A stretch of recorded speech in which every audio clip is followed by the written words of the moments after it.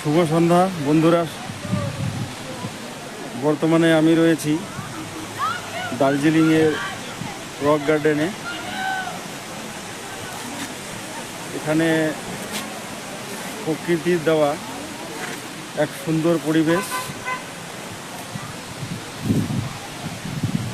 পাহাড়ের মাঝে ঝর্ণা বইছে, খুব সুন্দর একটা ভিউ পয়েন্ট। যারা কোনোদিন দার্জিলিংয়ে আসেননি তারা আসবেন, এই জায়গাগুলিতে ঘুরে যাবেন। খুব সুন্দর প্রকৃতির দেওয়া এক সুন্দর পরিবেশ।